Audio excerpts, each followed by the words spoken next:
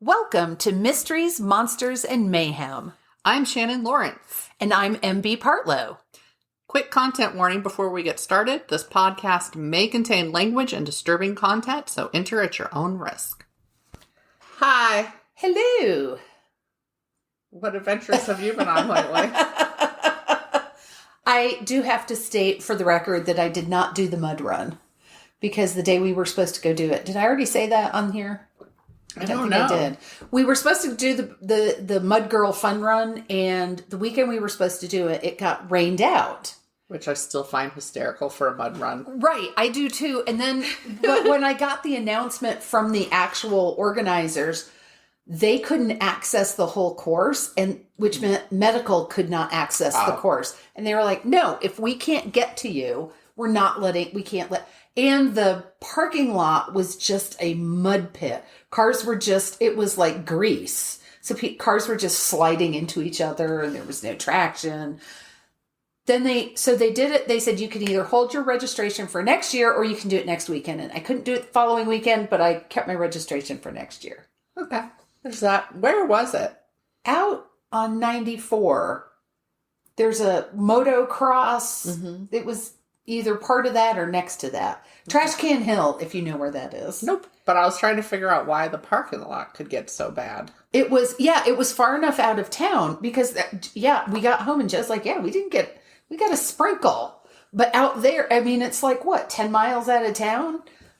Torrential. We had 2 crazy rainstorms this weekend. What was it? It was the night before yesterday. So Monday and Sunday. Mm-hmm. Were the 2 big torrential. I had to drive through both of them. Oh. I was like, wow, this is actually no visibility here right now. This, Coloradans, is okay to slow down for. Yes. God, they're so stupid in rain. But I still don't understand how you can be that scared of rain in a car. We were driving through Ohio, I want to say once. Maybe it was Illinois, but I think it was Ohio. And it started to rain, and it was raining hard, but it wasn't a deluge. You could still see. Mm-hmm. And people lost their fucking minds. They were pulling over. They were turning their lights on. They were slowing down to like 20. And we were looking around going, is there a tornado that we haven't seen? It's just, why is this? I know exactly when it was because it was the GL review. So it would have been into the first week of August. Joffrey took me because now I've decided that after the GL review, I deserve a margarita, especially if I remain calm. But if I do not pop off, as my boss says, I make it about halfway through and then somebody says something and that's when I get mad. But so anyway, we're sitting outside during the rain because they had umbrellas. And I was having margarita and we were having some chips and guac and they had like it was a trio. It was salsa and guacamole and queso. And we were just enjoying that and watching people on the road during the rainstorm and the number of people, because it's right next to the Fillmore Bridge. Yep. The number of people who pulled over under that bridge. There were 2 lanes of people. So off on the shoulder, and then they were just blocking that lane because it hailed a little bit, but like it was very small hail. Yeah. We were still sitting outside. That's how big the hail was. So just watching them, it was like a whole television program just watching that. And then it stopped and then people started trying to go and then they almost caused multiple accidents driving out in front of people. And then the hail started again and it all happened again. And we were like, this is great. Nice. I was like, we should have been filming this. Somebody filmed one winter, one of the hills on Carefree. I can't remember if it's North Carefree or South Carefree, but they filmed cars were just totally out of control sliding down the hill. Yeah, I remember watching that. And I was horrified because I once was in that situation. I was going up a hill and all of a sudden I was like, nothing's happening now. I had no idea the road was, because it had changed. It had been raining and it froze. After I left my house, I was actually driving my car to the mechanic to drop it off. Oh. And just to be sliding backward down a hill Yeah. with no control is very frightening. Yeah. That's it. Because yeah. Fillmore, I won't go up Fillmore if it's icy because that's such a steep hill. Yeah. And it has the arm. I've never seen that arm down personally. Like, I've known that it has been down because I've heard it. I've never seen it down either. But nope, I'm not going up that hill if there's ice because I'm like, and just imagine stopping at the stoplight at the top. If you're not at the top, you're on the hill. Yeah. And I'm like, nope. Trying to start on that? No way. There are just roads I know because we lived off of Garden of God. Well, so it was Austin Bluffs on that side, but by CSCS. So I had to, it was there, or you had a back way that you could go off Nevada. But I hadn't learned that one yet. So I did learn it right then, but I was in a stick shift and I tried to get up that damn hill and there's a light right there. And then and you're on a hill at the light. Yep. So yeah, I don't enjoy any of that at all very much. But not even a little bit. There was one that ended up going the rounds on social media. It became viral, and it was this past year, and it was a car that slid into, was it a car or was it some sort of FedEx vehicle or so? Anyway, it happened in Manitou Springs, and everybody was sharing that video around, and we went there to pick up our Hell's Kitchen pizza, and the car was still there. It was there for like another, we saw it twice, so that was 2 weeks. Wow. Because we go once, each weekend to get our pizza. So that was like, are they going to make them move that or what? Nah. Well, just all smashed up. Stood on the side of the road. Towing is expensive. Yes. If you don't have it as part of your insurance. Nobody likes that. No. Oh, I finished fried green tomatoes at the Whistle Stop Cafe. Love was that good. book. I'm glad I read it. And now I'm reading White Oleander, and then I realized that was 2 books in a row I read that had a movie made out of them. It was not intentional. I can't remember if I've read White Oleander or not. Oh my God, it's beautiful. Like, the writing is beautiful. The use of simile and metaphor is astounding. I feel like this person must write poetry. That's how beautiful the writing is. So I'm reading Priest Daddy.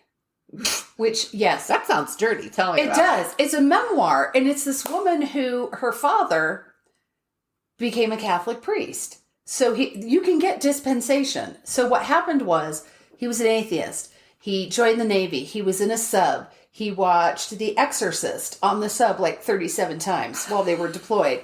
He came back and got religion. So he became don't quote me on this, I think he became a Lutheran pastor first. And her mother was always a Catholic. Raised Catholic, stayed Catholic. And she just knew he was going to come around one day. Well, he did. And he converted. So apparently, if you're a pastor and you want to become a priest, you can get dispensation to be a married priest. Married with children priest. Interesting. I had no idea. So parts of it. That's because their rules apply when they want their rules to apply, Christ. but okay. Yes. So anyway, the woman writing it is a poet. Mm-hmm. And some of her description, her simile and her metaphor, I'm like, I didn't know you could do that with language. It was one of those really eye-opening. Parts of it are so funny. I have had to put the book down because I was crying so hard from laughing. Nice. I couldn't. I'm gonna borrow that when you're done. Also, Gory Details is done. I have it's an ebook. Okay. Because I got it from the library. Because I've now recommended it to so many people, and then all of a sudden I get to the part where I'm like, oh my God, this book is fucking hilarious. Because I've read 20 pages, and now all of a sudden I get to the part and I'm like, oh yeah, those little scandals the bishop had about covering up priests who are abusing children. So here's the caveat. It's still beautifully written and there is still humor in it, but it's not a humor book. It's not just ha ha ha all the way through. I mean, just like Mary Roach's Stiff and Gory Details are not humor, but because the writer has that innate to them. But yeah, I'm not even a third of the way through White Oleander, but I would just recommend it to any writer to learn from those descriptions and wow. was reading, I was like, oh my God, I don't even know what's being said. I'm just enjoying this too much. She's describing one of her sisters. And it's just such an unusual description. I can't even come up with a good example. I wouldn't be able to do it justice. But oh my God, it's so good. Well, in the way she's looking at her mother, and the descriptions really lend themselves to the way she kind of looks up, right? This almost hero worship, but with its caveats for her mother. And she basically sounds like a ice goddess, just the way that which once I started reading the description, I was like, Michelle Pfeiffer was perfect. Just descriptively, visually for this role. Like she is the closest I can think of that could meet the ethereal nature of this girl's mom that she's talking about, who's deeply flawed, obvious. So the whole thing is, and I'm only partway into the story. It's already happened. So I don't even remember the rest of the movie. It's been a really long time since I watched it. But the parts that I remember, they're already done. So, but her mom dates a guy and he wrongs her. And white oleander is poisonous. Yes. I think I was thinking that. So. Yeah. So right at the very beginning, she doses this dude. And I assume killed him because you're seeing it from this teenage girl's point of view. She has no idea what's going on, but suddenly her mom's in prison and she's in foster care. So I don't know what happens from there. I don't know if the mom is going to get out and she's going to be back with her. I just don't remember from the movie which is good. It's nice not to remember the movie and be waiting for everything to happen. Yes. Yeah. I also read Triptych, which is the first Will Trent book by Karen Slaughter. Will Trent was made into a TV series. Yep. So our mutual friend Patrick was talking about how much he liked this series. And I said, oh, hey, since you brought it up, I went and got the first book out from the library, got the ebook out from the library. And he goes, I really like the second book. Oh. Then I went, question mark? He said, the first book is kind of brutal. And I thought to myself, I read thrillers, I read horror, I read all this stuff. I'll be fine. No, brutal is a good word for it. Okay. Okay, so there's a description where a boy, he's 16 years old, he's been tried and convicted and sentenced as an adult. So he's 16 years old and he's sent to federal prison. Mm-hmm. And it's a description of what happens to him when he gets there. That's not the whole book. That's just a memory that he has of something that happened to him. I wanted to throw up. It made me sick to my stomach reading what happened to him. Yeah. And no, I know this was made up. I know it was a book, but I also know this kind of shit happens. So. Yeah. But it was also, it's a very compelling book. It is this particular one. I can't wait to read the second one. It is very compelling. You do get drawn into the characters. And then all of a sudden you're like, wait. What did you just say about him? He's not. Oh, okay. It really starts one way and then flips it, but in a very deftly done way. Okay. I enjoyed Karen Slaughter's work in the past. It's just one of those people that I read regularly back then and then... Well, then at the back of the book, she has this whole thing about how she wrote this first series, and now she's writing this second series, the Will Trent series, because there's going to be a connection, and I screamed and dropped my book, because I was like, no, this is going to be all fucking spoilers. I don't want to read the spoilers of how the two books were going to connect, because I was like, no, I don't want to know. Huh. Now, I mean... Right. Should have been at the end. I mean, who are we kidding? I'll forget. It'll be fine. So, do you want to go or do you want me to go this time? Oh, is yours upsetting? I can go first. I think mine is upsetting, but... Okay, so you go first. Okay. Do you enjoy going to the grocery store? If so, this message is not for you. But if you're like me and procrastinate going to the store, Instacart is a fantastic option to ensure you no longer have to. Save yourself a trip and go through Instacart, where you can get a delivery through a personal shopper in as little as 1 hour.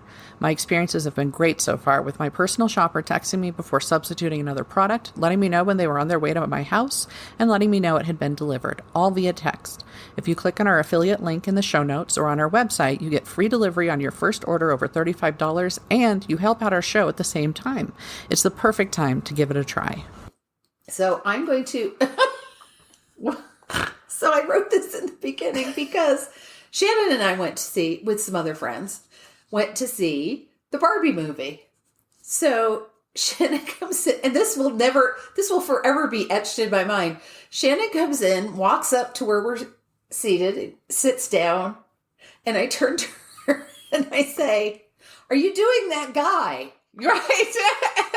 And I was like, I'm doing one guy. And she raises an eyebrow at me. I said, "The one who shot his wife." And she's like, "The guy I'm doing did not shoot his wife." Because I'm right here.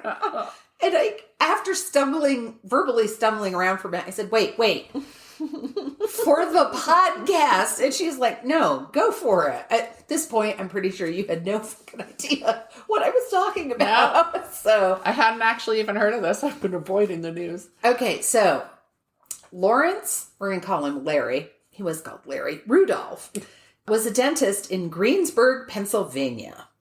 So, he was a dentist. That's what he wanted to do in his life. Good for him. I don't want to be a dentist, but I certainly can understand someone else wanting to do it. He was also a big game hunter with his wife. That's the part I don't get. Flying to the other side of the world. Kill things? To kill things, to maybe stick a head on the wall. Right, then let all the rest, not for food. No. I respect hunting for food. Exactly. I get it, but, exactly. Yeah. I don't understand trophy hunting. So it's gross. It is. Shoot a beautiful animal for no reason. So I don't get that. So to me, I'm like, why don't you just do cocaine? That's God's way of telling you make too much money. If you can fly to the other side of the world to kill things. Honestly, I've always kind of wondered if they're just one step off from is this the only thing keeping them from being a serial killer? Is that they'll kill animals for trophies? Perhaps. So, in October of 2016, Larry and his wife of 34 years, Bianca, who was 57 at the time, were on safari in Khefu National Park in Zambia. Zambia.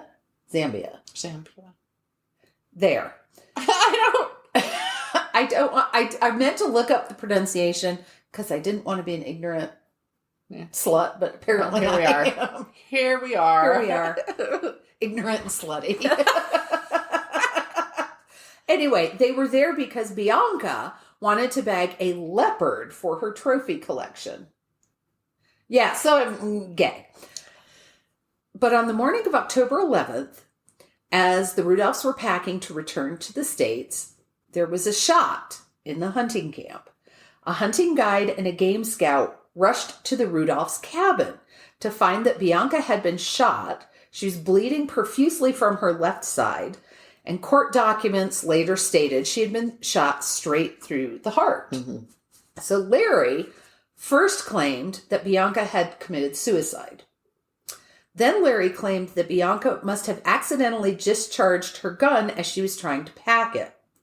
This was a 4-foot-long shotgun. I don't know if you've ever seen currently pictures of the weapons that people use for big game hunting. It's not small. No. They're not small. They're not light. They're not easy to I just remember the elephant gun from Tremors. Yeah. Yes. Yeah, so he said it discharged while she was packing it. And I'm like, yes, because all experienced hunters leave live ammunition and safeties off. Yeah. Zambian officials, after investigating, said that the gun had been loaded and normal safety precautions for packing had not been taken. Forensics later showed that Bianca had been shot from a distance of 6.5 to 8 feet, meaning she could not possibly have shot herself. A big game rifle or whatever pressed against your chest is going to go do very different. Yes. And also, however, how tall was she that she was supposed to have shot herself with a game rifle? Yeah. I don't. About 4 foot long. Yeah. So the head of the U.S. Embassy there told the FBI that he had a bad feeling about the situation, in part because Larry was in a rush to have Bianca cremated. Mm-hmm. Embassy officials went to the funeral home and took photos of the body to preserve any evidence that they could. They snuck in. They didn't ask him. They just went and did it. He was not very happy. He claimed that it would have been difficult. It was too difficult to ship a body back to the U.S. And while you might be thinking, well, that does make sense. They do it all the fucking time. Exactly. He did it all the time. They shipped the corpses of the animals back all the fucking time. Mm-hmm. The process was described as cumbersome, expensive, and time-consuming. You can do it for an animal you shot. You can't do it for your spouse. And they did have 2 children. Ugh. Yeah. Additionally, a friend of Bianca's reached out to the FBI to investigate the death, claiming that, as a Catholic, Bianca would not have wanted to be cremated. Something you'd think a spouse of, more than 20 years would know. I don't know if there's a connection between Catholicism and just cremation. Christianity in general tends to prefer burial. Oh, Yeah. I was not aware of that. The cremation is considered pretty barbaric by some. Oh. It's a thing only we savages do. I want to be composted now, so I don't care. Give me to medical students to cut up. Salvage what you can. If you can use that for somebody, great. You won't be able to use my brain. I'm sure my liver will be an interesting specimen for examination. Can't use my eyes. Damn, I really, when I have to think about what I could donate, I'm not sure that my kidneys aren't doing great right now, so shit. I am a donor. I just don't know if it'll do anybody any good. If not, they could donate it to science. They could use my skin. There you go. Yeah. Added on top of all this was the fact that Larry had made several changes to Bianca's life insurance policies earlier that year. Upon his return to the United States, he filed false and fraudulent claims on 9 separate life insurance policies issued by 7 different companies to obtain $4,887,000.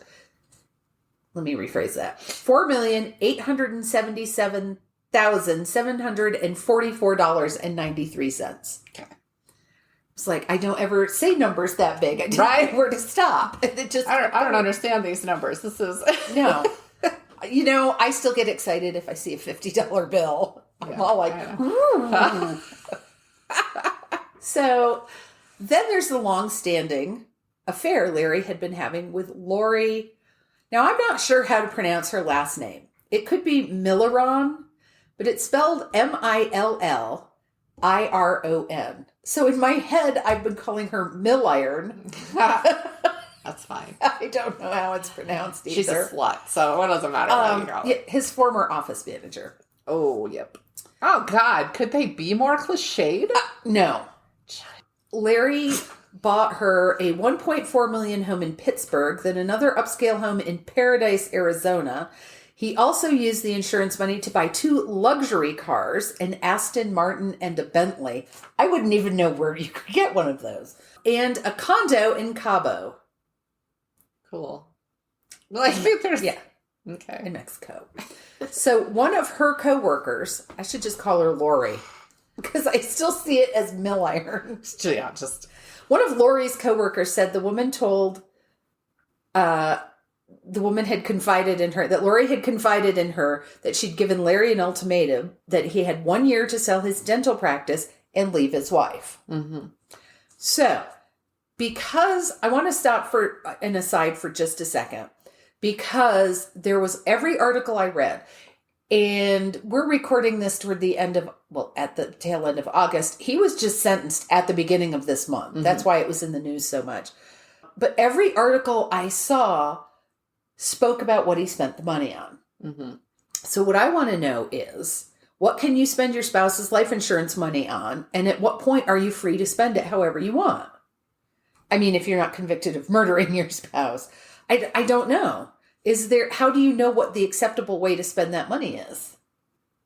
I mean, if you're smart, my mom with my dad's life insurance went to a professional and said, you know what, help me make sure I can live on this. Yes. First of all, because she had been a stay-at-home mom for most of her adult life. And, you know, for them it was, they actually, which we were surprised, because I've always heard don't pay off your mortgage because you can claim that interest on tax, you know, yada, yada. But they were like, pay off your house.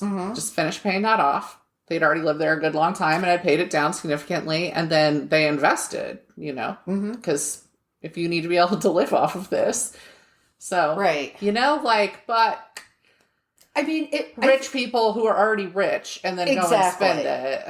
Exactly. But I'm like, so like if, God forbid, something happened to your husband, you would probably use the money much the same way your mom did. I already know I would pay off the house.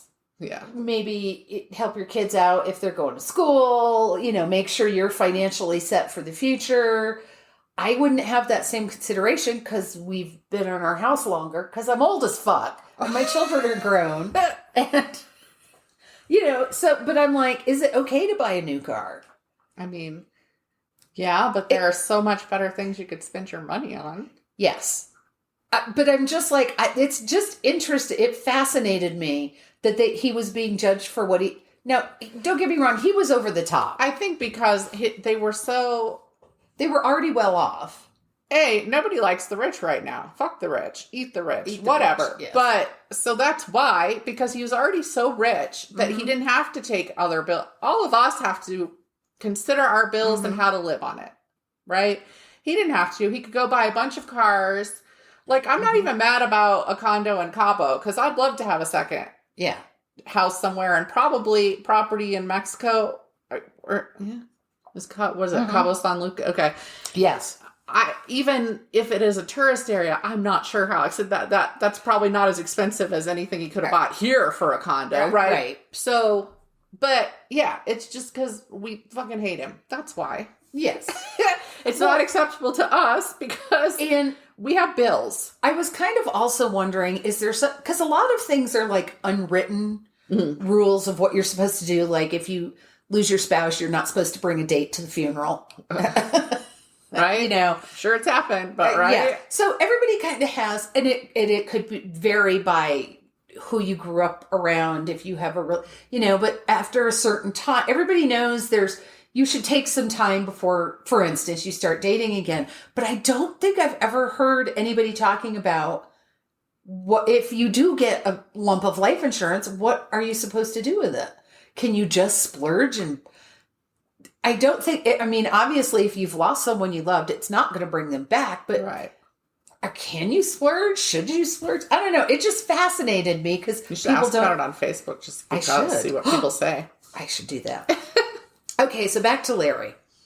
Prosecutors, oh my God, alleged that he had made his fortune by misleading his patients. They asserted that he ignored fillings so people would develop the need for root canals and drilling holes in patients' teeth while they were out. So they would develop more problems. Believe it, for somebody who did what he did. Well, yeah. So investigators also said that Larry shot his thumb off on an earlier hunting trip to collect millions in disability payments. That's brilliant. You gotta go do that. No, just kidding. Can't now. I just put it out there I was gonna. Yeah. The mistress, Lori, was sentenced to 17 years in prison and was fined $250,000 in June of this year. Wait, why was she sentenced? Hold on. For her part in the crime, she was convicted of perjury, being accessory to a murder after the fact, and 2 counts of obstructing a grand jury. Wow, how did they prove she knew he was going to do it? It was after the fact. Or had done it. So there, sorry, keep going. I'm going to stop asking questions. Just fucked you all up. Okay. The judge acknowledged that this was a long sentence for these particular crimes, but the judge believed that Lori encouraged the crime. It didn't help her case when she appeared unmoved by the testimony of the family at her trial. Asked about what Rudolph had told her after he found out he was under investigation by the FBI, Lori told the grand jury that Rudolph was irritated by the investigation because he was probably innocent. So that's what she, oh no, he didn't do it. He told me he didn't do it. But when in actuality, what he had told her in the spring of 2020 was, I killed my fucking wife for you. I don't know how they got a hold of that tidbit, but apparently. That's a good one to get. Yeah. It actually, in the thing that I got it out of, it said, I killed my expletive wife for you. Nice. In August of this year, Larry was sentenced to life in prison without possibility of parole, plus an additional 20 years for mail fraud. He also needs to repay all of the insurance monies he collected, plus an additional millions in fines. I know that the sum is more than 2 million, but I don't know the exact, because I saw different quotes. Since before the trial, Larry claimed to be worth 27 million. You wouldn't think it would be an issue for him. His defense team argued against setting his fines too high, claiming it would deny the couple's 2 children the money they would inherit from their mother's estate. Okay. I can understand There is something that. to be said for that. On the topic of the children, they have been avoiding publicity and have not made public statements. I don't blame them. I mean, it's one parent gone and the other one did it. I always think that's one of the hardest situations to and be they in. are adults. Mm-hmm. So it wasn't like they were young children. I saw, and I couldn't back this. It seemed to be implying that when it first happened, they stood by their father, and by the end, they were like, oh, fuck. If they were attending court and they were seeing that evidence, I mean, that's... The daughter, whose name is Anna Bianca, testified at Lori's sentencing trial, but neither she nor her brother Julian appeared at their father's sentencing hearing. The daughter has become a dentist, and I believe she's taken over her father's practice. Obviously, when you look at the practice's website, it doesn't say formerly owned by, convicted, and her brother has become a lawyer. Wow. Okay. So they are they're adults, they have careers, they have their own lives. So it's not like I don't want to sound like I don't think they should inherit anything from their mother. That's not what I'm saying. But they're not on the brink of poverty. Yes. They weren't small children who needed to be supported. Exactly. Yeah. Larry has, of course, maintained his innocence throughout the whole thing. His legal team contends that there's no evidence to prove that their client did it, and that both his team and Lori's team will be filing appeals. So, usually, and like I said, this just hit the paper. I actually kept the piece of the Gazette, so I was like, I have to follow up on this. I love the background. I like to look at who the people are who were involved. Where were they born? How did they grow up? Did they set things on fire? Whatever. This is so recent that background is not out there at this point. Okay. I'm sure it will be out there. It's not even in Wikipedia yet. Once they make their documentary like they do on everything right away. I suspect it will be made into a movie of the week if the writer's strike is ever involved. It'll be it'll be on Dateline or one of those. So the sources, I mean, spit at the internet and you're going to get a source for this. It is everywhere. It's a lot of the same information. But I did, the basis was the article in the Gazette by Carol McKinley. I referenced the New York Times, The Guardian, CBS News, People Magazine, the U.S. Sun, CNN. Also, fun fact, and this is a fun fact, trials took place, and I thought for sure, but I don't believe I said it, the trials took place in Colorado. They were up in Denver. Yeah. Because several of the insurance companies that he had insured his wife through are based in Colorado. Interesting. So instead of taking place in, say, Pennsylvania where they lived, it was all here, which is probably why it made big news in our local papers. Mm-hmm. So, but yeah, what a...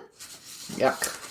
I just never understand. I'm like, I assume he didn't want to divorce her because then he'd have to split out his money and all that. That's usually it, right? It's the financial.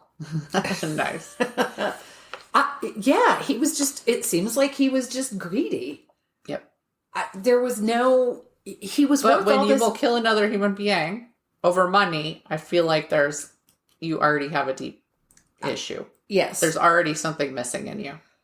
And it's not, and again, it's not, we're starving to death, I'm killing you so I can have your warm coat type of thing. It's not through... I even understand like a rage murder more than I understand killing somebody for money. I will never understand the concept of I need to kill somebody for money. Yeah, and I already am wealthy by most people's standards, but I want more. It's just greed. Yeah.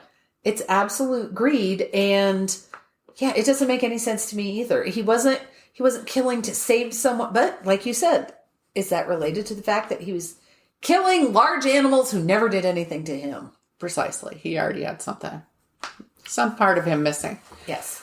But so what are you going to talk about this week? I'm going to talk about the 1984 Rajneeshee bioterror attack, which I really feel should be in people's, I don't know, the national zeitgeist more. But by the way, I think I've always loved the name Bianca. And I was trying to think when I first heard that name and started loving it. And I feel like it was the Rescuers. I feel like the bad guy, the villain, the woman villain in The Rescuers with the little mice was named Bianca. And they say her name a lot, and I liked it. Was that Zsa Zsa Gabor who voiced it, or was it Eva? It was a Gabor. Zsa Zsa. Pretty sure it was a Gabor. I had an employee once named Bianca who is a fucking pain in the ass, so I have no... Oh, I always view it. It's always a villain name, but it's pretty. It is. But I do associate it with like a villain name. Okay. In 1984, 751 people in the Dalles, Oregon, contracted salmonella poisoning. Where were they? The Dalles. I made sure that was how to pronounce it because I am from Oregon. You checked your pronunciation. Yeah, I did. But it's spelled like, so for people, it's spelled Dalles, but it's the Dalles. This would turn out to be the first and largest bioterrorist attack in the U.S. Yes, even now. Yes, even over the anthrax and all of that happened, still the largest. But before we get to that, we need to talk about a man going by the name of Bhagwan Sri Rajneesh. He was born Chandra Mahan Jain, or Jain, Jain sounds better, in Bhopal State, India. Believe me, there's a lot of shit I didn't check in this because I was like, I will spend the whole time trying to remember how to say it.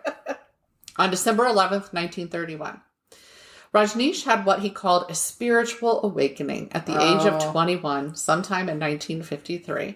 He didn't believe in religion as an institution. I agree with him there, and felt that spiritual experiences had to be more naturally achieved.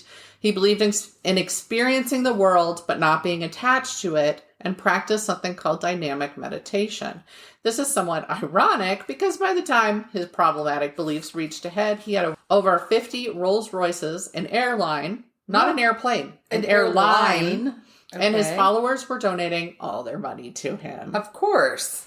Greed. Wait. I just, like, you're reading about what he supposedly believed and you're like, that sounds fine. Like, I get it. Great. Wonderful. And then, but what does that have to do with what you did later?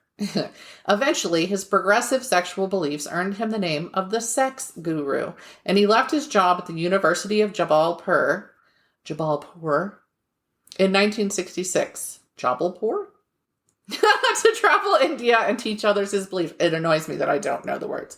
I actually really like the sound of the language. But anyway, which conflicted with the teachings of Mahatma Gandhi. He was all about Gandhi is wrong and mainstream religion. He opened an ashram in Pune in 1974, already having followers he called neo-sannyasins, though they'd come to be known as Rajneeshees. Of course. The ashram followed principles of the human potential movement, which in a quick and dirty definition, I'm going to sum it all up, revolved around the idea that people had great untapped potential within them, and if they learned to tap it, they could, quote, experience a life of happiness, creativity, and fulfillment. Maslow's hierarchy of needs was a huge influence on this movement.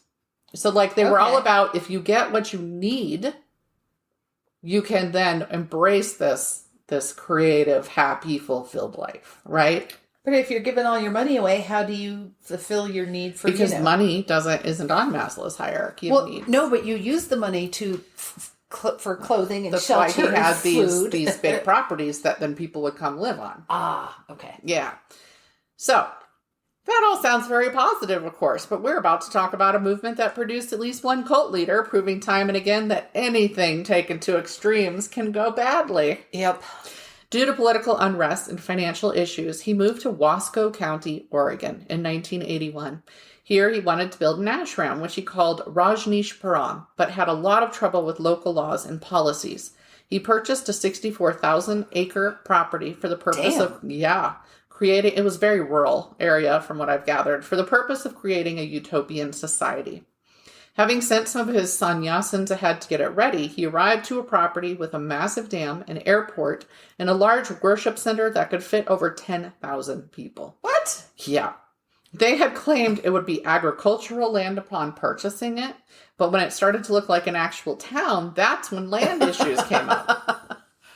In fact, when this all reached a head, he had established the full infrastructure of a town, including fire, police, a post office, plants. And I mean by the, plants that produce things, like electrical plants, right? Oh my God. An airport, a busing system, a reservoir, and more. They straight up created an entire town. He missed his calling in urban planning. I'm deeply impressed by what they did. I just got my followers to, build me a 10,000 seat auditorium. The property itself was millions of dollars to purchase in the first place. So he had all this money, but he had a massive international, mostly in India, following already, where he'd already sucked down that money. They rapidly took political control in the tiny town of Antelope by moving in enough followers to overwhelm the 60 original residents, renaming it Rajneesh at one point. They actually took over the council and everything and were able to rename the town. But it didn't get them what they needed to complete the building of Rajneeshees. And it was I'm telling you, go and look into this and read about how they accomplished this, because shit, it was savvy and dirt. The town started seeing what was happening, but by the time they could fight back, they were overwhelmed by numbers. Yeah. I will throw out, I'll say it again later, but he had more than 7,000 people living on that property. Wow. This town had 60. They could not win. No. Okay. They quickly became at war with local conservative Christians who are fundamentalist Christians, as it said in articles, who referred to them as red rats or red vermin. And at one point, an ashram they built in Portland, Oregon, was bombed by an Islamist terrorist group called Jamaat ul-Fuqra. So I was like, they're just pissing, everybody was out after them. The one thing Christians and Islamists have done together was hate this group of people. Rural areas of Oregon, as in other areas, typically have the type who own guns. And there were little pamphlets or something that were put out that very cartoonized the Rajneeshees and mocked them and talked about, going target shooting and stuff like that. So there's a whole lot to that element too, that it just not worth it to go into, but I want to get across the concept of what was happening with this little war between these groups. In turn, the Rajneeshees became heavily armed, and that just amped up the tensions. Well, of course. In January 1985, Rajneeshees burned down the Wasco County Planning Department office to try to get rid of the files involving the issues that had come up with their land use issues. That'll work. Yeah. The most populous city in Wasco County was the Dalles. So the Rajneeshees formulated a plan that would help them sway the next election, thus putting into power their members in 2 of the 3 seats on the county commission. I didn't find what the population of the Dalles was at that time, but again, we're in the 80s, and the last census, it was 6,000 some odd. So It had to have been smaller than that. That is still less than they had living on their, Rajneeshees. So their plan there was voter suppression, right? And making sure that they wanted to fill 2 of 3 open seats on the county commission. I think the other one was not up that year, but I don't know. They also planned to put one of their own into power at the sheriff's office, at the head of that. The first thing they tried was to basically import homeless people from other areas, a lot of them from India, as far as I could figure, and get them to vote the way the Rajneeshees wanted. They called this the Share a Home program, so that they would bring in the homeless folks and look, we're doing something good. We're sharing a home with them. The county clerk got wise to their plan and put into action new regulations that made this impossible, as they needed to provide specific qualifications to vote. One, being a U.S. citizen. And these people were being imported from outside the country. So they were not citizens, and that takes a long-ass time. Even then, the Rajneeshees could not influence to make that go faster. You can't land and become a... They certainly had the money. It's a very expensive. Yes. I don't think people understand. I've known a couple people who've gone through the process. And it's a lot of money. That's why more people don't do it. It's hard. It takes a long time. It takes a lot of funds. Okay. Instead, the Rajneeshees, who had their own Rajneesh Medical Corporation, so they also had a medical corporation and labs, extensive labs, started putting together a different sort of plan to reduce the number of people voting against them. It appears to have been a small sect in the upper echelons. First, they purchased salmonella bacteria. With their own medical corporation, it was super easy to get this. There was a medical company up in Washington State. They just ordered it from there for their lab. They cultured it in their own lab, then set about testing it in various ways. They tried putting it into the water supply in the Dalles, but that didn't appear to work. I could not find why. Like, what failed about that? Was it not enough? Was it because it's treated and therefore it killed the salmonella? I mean, what they use is a thing that I'm sure that we treat for. Salmonella bacteria would be all over the water, right? Like, I would think. If we weren't treating for it. So perhaps that's why. When two county commissioners visited Rajneeshpuram on August 29th, 1984, they were handed water to drink that was infected, and both did get sick. They also went to the county courthouse and smeared it on high-touch areas like doorknobs and toilet handles. I'm like, well, hopefully those people were washing their hands, but I know how few people do that. So then they went to grocery stores and tried putting it on produce. I don't know why that didn't work, or maybe it did. Finally, they went to 10 local restaurants that had salad bars. They were very popular in the 80s. Even Wendy's had a salad bar. I remember that, at least in Salem, Oregon, it did. I used to go to the Pizza Hut salad bar. Yes. It was so good. Everybody had a salad bar for a while. Anyway, they went, and using a hidden plastic bag, they poured it in the salad dressing and onto some of the food items, like places it would hide. They referred to the brown liquid they were distributing as salsa when they discussed it. And in fact, there was a taco salad bar. It went into at least one. I think the place was a taco type, but I don't remember. This had started in August, and by the end of September, there were the aforementioned 751 sick individuals, all testing positive with the same strain of Salmonella enterica typhimurium. Despite infecting people of all ages, including the elderly and a newborn baby whose mother got infected and went into labor, though they didn't say that was related. Right. But the timing of it, there were no fatalities, though 45 individuals, including that newborn, did have to be hospitalized. They hadn't thought the baby would make it. Actually, they were like, yeah, no. But baby pulled through, and I don't know anything about them now. This was a successful poisoning, but it didn't help them reach their goal. In fact, so many of the townspeople suspected they were responsible for the mass poisoning. And why? Because they'd already done it in a neighboring town. So they flocked to the ballot boxes. Oh. And anyway, that was September. How long did they think people were going to stay sick with salmonella? So November, they flocked to the ballot boxes. And because most of the Rajneeshees weren't U.S. citizens, only of that massive number I told you, 239 were qualified to vote. Wow. Yep.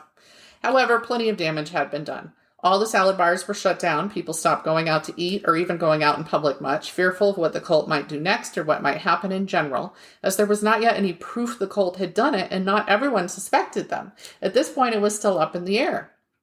So all people knew is that restaurants were dangerous. Yep. Restaurants in the area struggled with the major loss of income because those restaurants especially, but everybody was hit by that. Even though locals had their suspicions about the Rajneeshees, official investigations had to be done.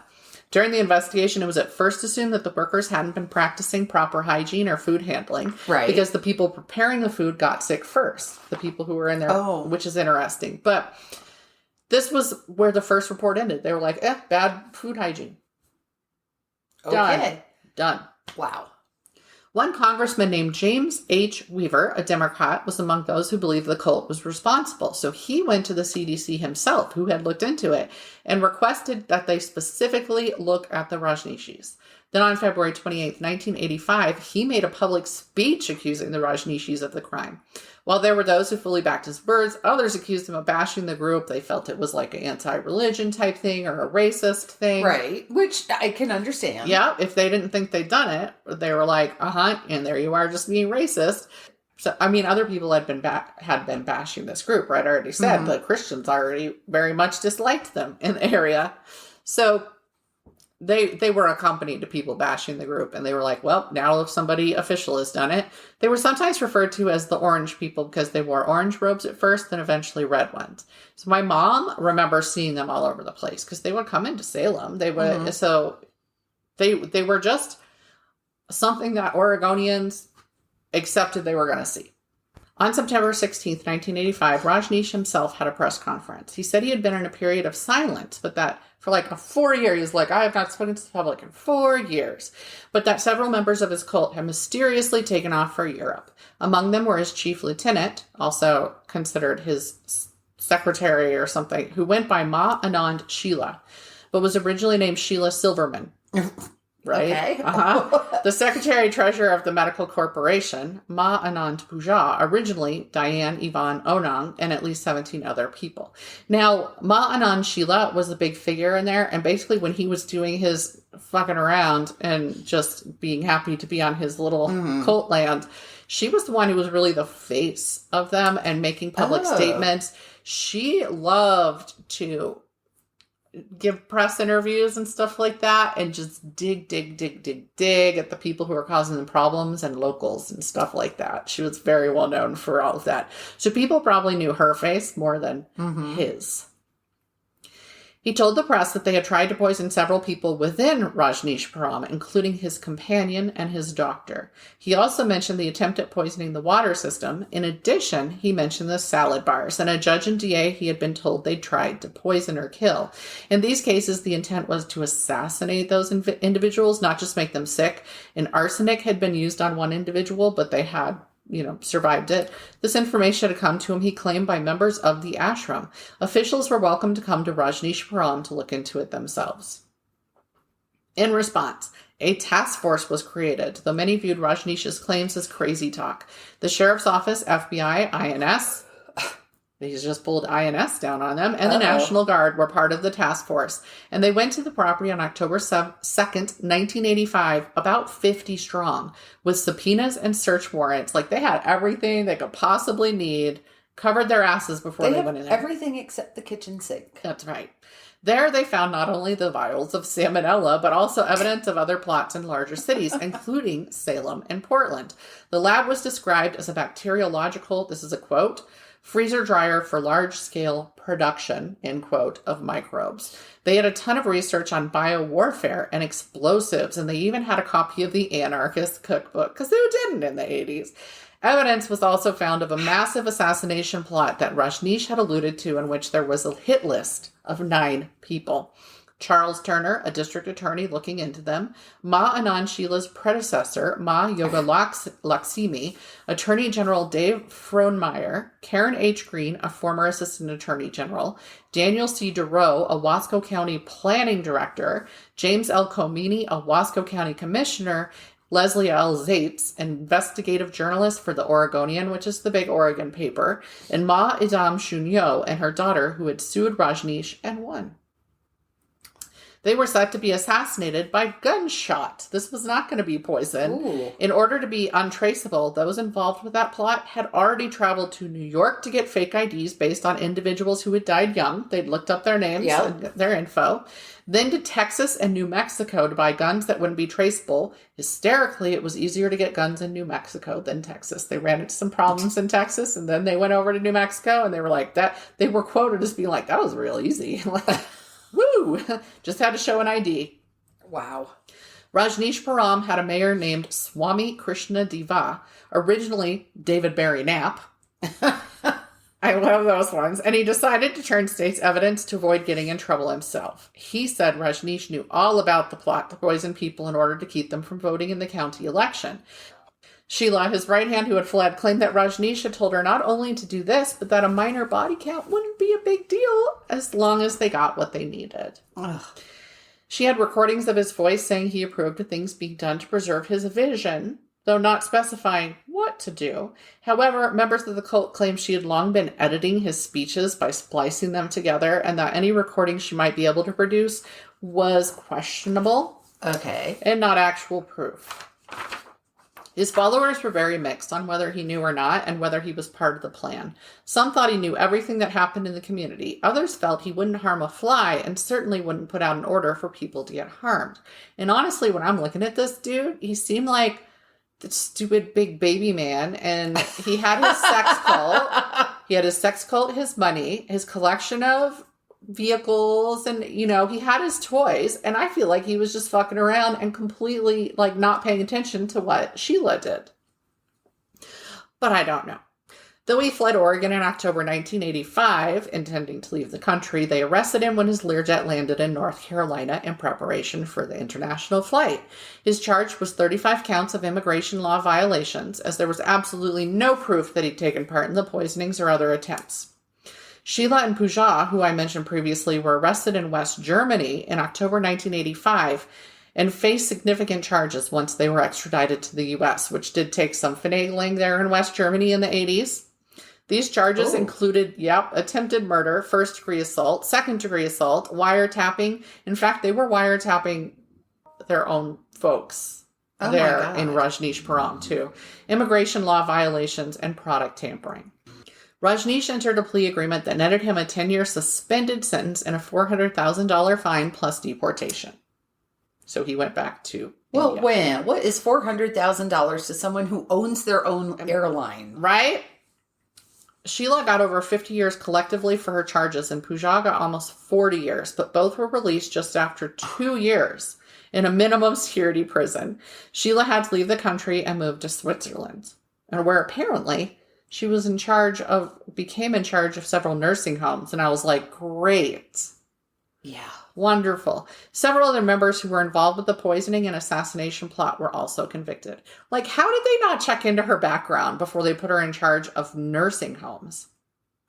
That one bothers me, but I didn't hear of anything happening with that.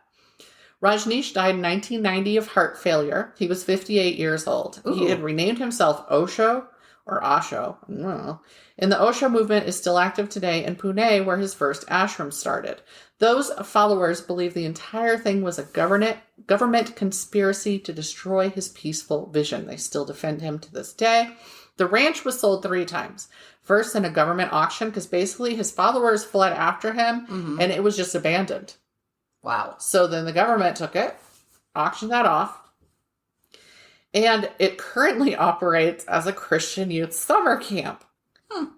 The airport he set up on the property still exists as the Big Muddy Ranch Airport, because that's what that property was called when they purchased it, was the Big Muddy Ranch. What an original name. I know. The Big Muddy Ranch. The Big Muddy Ranch. My sources were People, The Guardian, Wikipedia, Vice, and, my mom's memories.